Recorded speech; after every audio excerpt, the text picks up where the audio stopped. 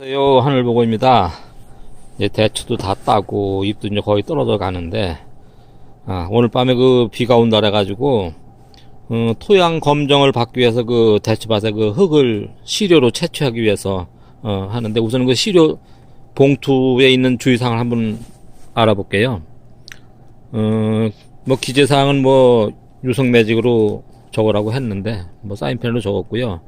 겉흙을 약 0.5mm 정도 걷어내고서 흙을 채취하고 10개 지점 이상에서 일정한 간격을 유지해서 시료를 채취해서 봉투에 담는다. 시료한 채취는 그늘에서 말려놓은 나무 망치로 고루 빻는다. 고루 빻은 시료는 2mm 채로 친 후 500g 정도를 시료 봉투에 넣는다. 이렇게 되는데 좀 복잡하네요. 그죠? 뭐 대충 이런 거 느낌으로만 아시고요. 이제 가서 시료 채취하기 위해서 그 흙을 파서 흙을 파와 보겠습니다. 그러면 그 흙을 채취해 볼게요. 채취 봉투에 보면 뭐 0.5cm 정도 이렇게 파고서 하라 했는데, 처음에 제가 교육을 받을 때는 10cm 정도를 파내고 그러고서 하라고 저는 받았어요. 그래서 아주 습관적으로 본능적으로 뭐 그렇게 10cm 정도 깊이의 것을 파서 이렇게 담는데요. 대개 한 10곳 정도에서 이제 채취를 하라니까, 상단부에서 뭐 한 3곳 정도, 또 중단부에서 한 3곳 정도, 하단부에서 3곳 정도, 뭐 그렇게, 뭐 그런 요령을 하고 뭐 한 10군데 정도 하는데 대충 뭐 그렇게 하면 될 것 같고, 이 밭에 대해서는 제가 좀 아니까 그런 식으로 해서, 그런 느낌으로 이렇게 채취를 합니다. 그래서 이제 이거를 음지에 말릴 거니까 흙 채취 요령은 이렇다고 보시면 돼요. 그거와 같은 요령으로 한 10군데 그렇게 파고서 흙을 채취했습니다. 이제 그 채취 봉투에 있는 것처럼 이걸 음지에 좀 내버려 뒀다가 또 이제 그전에는 그렇게 안 했는데 채로 다 쳐가지고 이 고운 흙만 갖다 줘봐야 되겠습니다.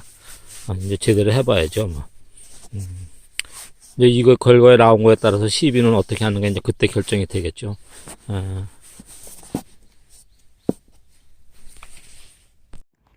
예, 이제 그렇게 밭에서 이제 그 여러 군데서 이제 토양을 채취해서 말려서 채로 쳐서 채취용 봉투해서 갖다 기술센터에 갖다 의뢰를 했고, 한 올해는 좀 더 오래 걸려서 한 보름 정도 걸린 것 같아요. 그래서 이제 이 과수 토양 비료 사용 처방서라고 이게 처방서가 나왔는데, 뭐 우회 내용은 그렇고, 전체적으로 작년에 이제 그 퇴비를 많이 해서 그런지 전체적으로 여기를 보시면은 토양 검정 결과가 대체적으로 많이 좋아졌어요. 전에보다. 전에는 그 유효 인산이 아주 적어가지고 지금은 434mg 뭐 이런 식으로 돼 있는데, 그때는 이게 뭐 아주 적은 쪽으로 나와서 뭐 200 얼마 나왔나 그랬었어요. 근데 이제 그것도 많이 대체적으로 좋아졌고, 칼륨이니까 가리가 좀 많다, 뭐 많은 편으로 이렇게 나와 있는데 크게 문제는 없는 것 같고 전체적으로 토양 상태는 좋다고 합니다. 다만 이제 그 pH가 7.2로 좀 토양이 높으니까 퇴비살포하고 인산질 비료는 좀 적게 주라고 뭐 이렇게 나와 있네요.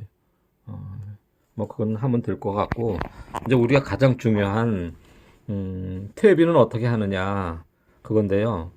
퇴비 종류는 보시다시피 여기 이제 요 우분 퇴비, 돈분 퇴비, 괴분 퇴비, 혼합 퇴비 요 네 가지 중에 하나만 주면 되는 거예요.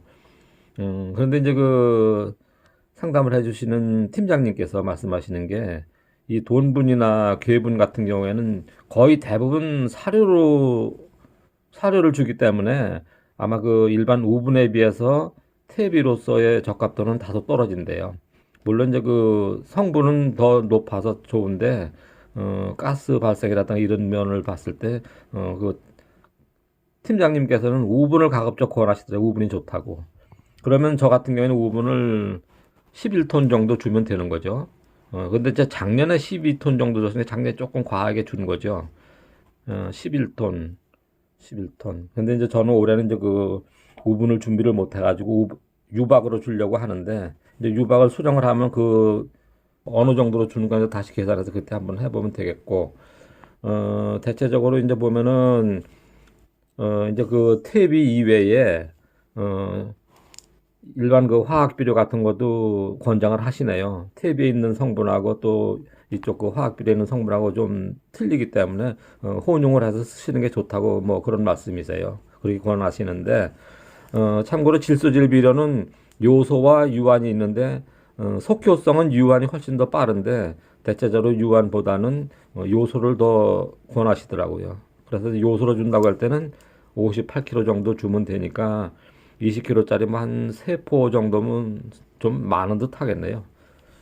그리고 이제 그 웃거름으로는 뭐 한 40kg, 유한으로 줬을 때 85kg인데 뭐 가급적 유한보다는 요소가 좋다고 하시니까 요소를 준다고 할 때 그렇게 주면 되고, 어, 인산질 비료는 밑거름으로는 용성인비와 용과린 둘 중에 하나 주면 되는데, 용성인비는 그 처음에 그 나무를 심을 때 과원 조성할 때 주로 용성인비를 쓴대요. 그리고 그 이후에는 주로 용과린을 쓴다고 용과린을 추천해 주시더라고요. 양은 같으네요. 153kg 주면 되고, 밑거름으로 그러니까 인산질은 밑거름은 주는데 웃거름은 주지 않는 걸로 이렇게 표시가 돼 있죠. 그러면 될 거고, 갈리질 비료, 우리가 흔히 가리 그러죠. 칼리질 비료, 뭐 염화가리를 줘도 되고 황산가리를 줘도 되는 거예요. 저는 그 황산가리를 한 포 정도씩 해마다 그 당도를 높이기 위해서 주고 있는데 요 부분에 대해서 이제 그 좀 더 신경을 써야 될 것 같아요. 올해같이 이제 그 가을에 비가 많이 오고 그래서 맛이 조금 떨어질 때는 저 같은 경우에는 이제 그 친구한테 말을 듣고서 수확 한 40일쯤 전에 뿌려줬는데 이게 올해 같은 경우에 8월 20일경에 뿌려줬거든요. 그러면 이제 10월 초부터 대체로 수확을 했으면 되는 건데 수확을 뭐 거의 한 열흘 정도 늦게 했으니까 그래서 맛이 좀 더 적지 않았나 그런 약간의 그 의심이 생겨요. 그래서 뭐 그때는 이제 또 뭐 물에 녹는 수용성 황산가리도 있다고 하더라고요. 이제 그런 걸로 더 조절을 하고 해둘 그런 필요는 있을 것 같아요. 다시 한번 말씀드릴게요. 퇴비 종류를 할 때는 저 같은 경우에는 우분을 권장하는데 우분 같은 경우 11톤 주면 되고 화학 비료를 쓸 때 밑거름으로 뭐 유한보다는 요소를 권하시네요. 요소 한 3포 정도, 웃거름을 한 2포 정도. 근데 이제 대개 이제 웃거름을 대개 이제 추비라고 그러죠. 추비를 할 때는 보니까 복합 비료를 주게 돼요.